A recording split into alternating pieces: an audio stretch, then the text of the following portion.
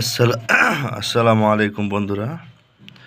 Rouhani চিকিৎসালয়ে আপনাদের সবাইকে স্বাগত, আন্তরিক ভালোবাসা ও শুভেচ্ছা। আশা করি সকলেই ভালো আছেন। আল্লাহর বিশেষ রহমতে আমিও ভালো আছি। তো আজকে আপনাদের মাঝে আমি এমন একটা বিদ্যা নিয়ে আসছি, এমনই বিদ্যা যেটা হচ্ছে যে আপনার যাবতীয় দুর্ভাগ্য, আপনাদের যাবতীয় দুর্ভাগ্য চিরতরে একেবারে মুক্তি করে দেবে, এমনই একটা সাধনা নিয়ে আসছি। এটা কোনো সাধনা না, আর সাধারণ কোনো বিষয় না। এটা এমনই একটা সাধনা যেটা আপনার জীবনের চিরতরে দুর্ভাগ্যকে দূর করে কল্যাণকে জয় করবে। কথা বুঝতে পারলেন? তো এই সম্পূর্ণ বিষয়টা আপনাদের জানতে, শিখতে, বুঝতে পরিপূর্ণ ভিডিওটা দেখতে হবে। তো প্রথমেই শুরু করি। আগে আমি এই স্ক্রিনে দেখতে পাচ্ছেন এই কিতাবটা সরাসরি দেখাচ্ছি, এর কারণ হচ্ছে যে এটা অনেকেই আমাকে বলছে যে এটা কি এখন পাওয়া যাবে কি না। আমি তাদের উদ্দেশ্যে একটাই কথা বলি যে আমার পক্ষে আর কাউকে এইভাবে দেওয়া সম্ভব না। যদি কারো নেওয়ার ইচ্ছা থাকে আমার কাছে সামনাসামনি অনেক সময় হতে পারে। তাছাড়া আমি চিন্তা ভাবনা করে দেখব যদি দেওয়া যায় না কি। তো এটাই আর কি। তো যাই হোক, আগে চলে আসি মূল জায়গায় যে আমি নিয়ে আসছি। আমার প্রথমত মোবাইল নাম্বারটা দেওয়া আছে, যদি প্রয়োজন হয় আপনারা যোগাযোগ করবেন। তাছাড়া আমি এখানে সরাসরি বিদ্যাটা নিয়ে আসছি, আমি কোনো কথা বাড়াবো না। আর যদি চ্যানেলটাতে নতুন হন তাহলে অবশ্যই সাবস্ক্রাইব করবেন, আর যদি সাবস্ক্রাইব করে থাকেন আপনাকে অসংখ্য ধন্যবাদ। তো চলুন শুরু করি। প্রত্যেকটা মানুষের জীবনে চাওয়া আছে যে সকল দুর্ভাগ্য দূর হয়ে যাতে সে সৌভাগ্য লাভ করে। এখন আপনার জীবনে টুকিটাকি দুই একটা বিষয়ে ঘটাটাকে যদি আপনি দুর্ভাগ্য মনে করেন, ওটা আবার আলাদা জিনিস। দুর্ভাগ্য বা দুর্ভাগ্যের বিষয়টা কিন্তু অনেকটা কি বলবো, পীড়িত ব্যক্তিদের মতো, যেই ব্যক্তিগুলা প্রতিনিয়ত জান প্রাণ দিয়ে সর্বোচ্চ শেষ করে নিজেকে একটু শান্তির আশায় বা একটু ভালো কিছুর আশায় নিয়ে যাচ্ছে, কিন্তু দুর্ভাগ্য এতটাই যে তাদের সঙ্গে যে তারা সৌভাগ্যের সময়টাকে উপভোগ করতে পারে না, তার আগেই চলে আসে। তো এই ক্ষেত্রে এই জিনিসটা আপনাদের জন্য খুবই কার্যকারী। আগে নকশাটা দেখে নেন। আশা করি নকশাটা দেখে আপনাদের কোনো সমস্যা হয়নি।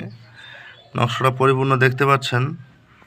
আচ্ছা, তো আপনাদের জন্য একটা বিষয় আমি বলে দেই, সেটা হচ্ছে কি যে বিদ্যাটা প্রয়োগ করার আগে কিন্তু ভালোভাবে আপনাকে প্রস্তুতি প্রস্তুত আপনাকে প্রস্তুতি নিতে হবে, নচেত আপনি বিদ্যার কাজ করতে গেলেন, কাজ করতে কিন্তু পারবেন না। কথা বুঝতে পারলেন? অনেক বিপদ আপদ এইসব জিনিস কিন্তু শুরু হয়ে যাবে।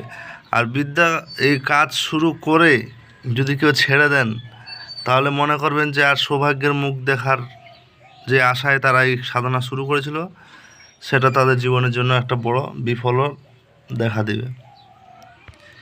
আচ্ছা, তো আমি সরাসরি মূল জায়গায় পৌঁছে যাই। বিদ্যাটা মূলত বীজক্ষরে তৈরি। সাবধান, বীজক্ষর কেউ না বুঝে না শুনে এবং গুরুর অনুমতি ছাড়া প্রয়োগ করলে কোনো ব্যাঘাত ঘটলে আমি কিন্তু চ্যানেল কর্তৃপক্ষ রুহানি চিকিৎসালয়ের কোনোভাবে দায়ী থাকিব না। আমি বারবার সাবধানতা আপনাদের মাঝে করে দিচ্ছি। পরে আমাকে তখন বলবেন যে দাদা আপনার দেওয়া বিদ্যা থেকে আমি কাজ করেছি, কিন্তু আমি এই ক্ষতি ওই ক্ষতির মধ্যে পড়েছি, এটা জিনিস কিন্তু আমি কখনোই সহ্য করব না। আপনাদের মাঝে দিচ্ছি, এটা কোনো সাধারণ বিদ্যা না। বড় বড় সাধক ব্যক্তিগুলো এই বিদ্যা প্রয়োগ করতে গিয়ে অন্তত হিমশিম খায়। কথা বুঝতে পারলেন? আচ্ছা, বিদ্যার নিয়মটা হচ্ছে, প্রথমত আপনাদের এই তিথিটা বের করতে হবে। কৃষ্ণপক্ষের অষ্টমী, কৃষ্ণপক্ষযুক্ত অষ্টমী মানে কৃষ্ণপক্ষের অষ্টমী যুক্ত রবিবার কিংবা চতুর্দশীর যুক্ত রবিবার, এই দিনটা আপনাদের বের করতে মূলত কাজটা রবিবার থেকে শুরু করতে হবে। এবার পূর্বমুখ হয়ে বসতে হবে, আসন পাততে হবে, যে আসনে আপনি ব্যতীত কেউ যাবে না, এমনকি একটা একাকী রুম হওয়াটা খুব জরুরি। তারপরে আপনাদের কাজ কি? তারপরে কাজ হচ্ছে আপনার পূর্বমুখে বসবেন, ডালিমের কলম দিয়ে অষ্টগন্ধার কালি দ্বারা, ডালিম গাছের কলম দিয়ে অষ্টগন্ধার কালি দ্বারা ভূজ্যপত্রের উপর এই নকশাটা আপনারা পরিপূর্ণভাবে লিখবেন। নিচে নামও লিখতে হবে না, ধামও লিখতে হবে না, কোনো কামও লিখতে হবে না। কথা বুঝতে পারলেন? বাস নকশাটা লিখবেন বড় করে, পরিপূর্ণ ভূজপত্রের উপর এটা লিখবেন।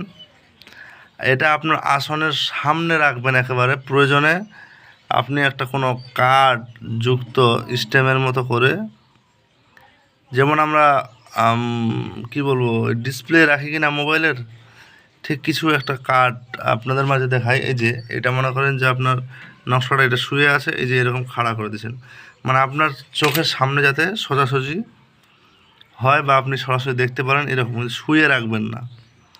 এইভাবে নকশাটা রেখে আপনাদের টানা ৪৫ দিন, এই যে আমি লিখে দিয়েছি, টানা ৪৫ দিন রাত্রিবেলা যে কোনো একটা সময় বেছে নেবেন, সন্ধ্যা হওয়ার পর থেকে নিয়ে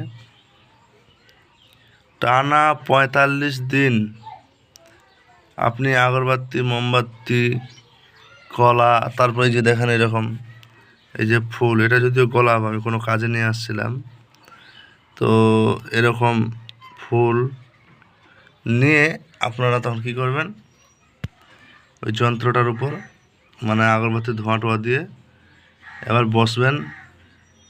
পূর্বমুখী হয়ে কিন্তু বসবেন, মাথায় রাখবেন। প্রতিদিনই মন্ত্র জপ করতে হবে। কি বলেন?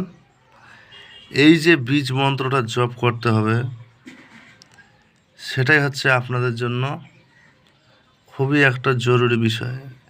প্রতিদিন ১০০০ বার, প্রতিদিন ১০০০ বার করে জপ করতে হবে।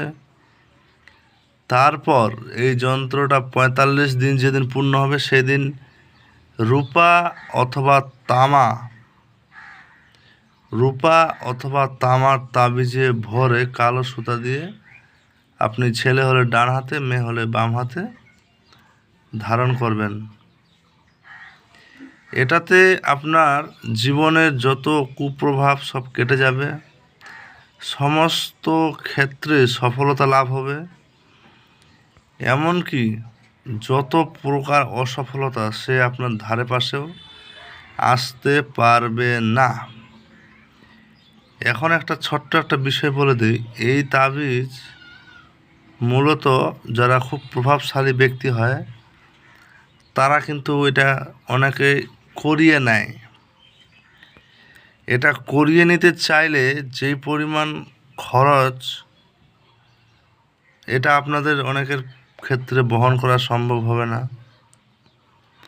আর অন্যদের করে দেওয়ার নিয়ম কি, সেটা আমি আপনাদের মাঝে কখনোই বলবো না।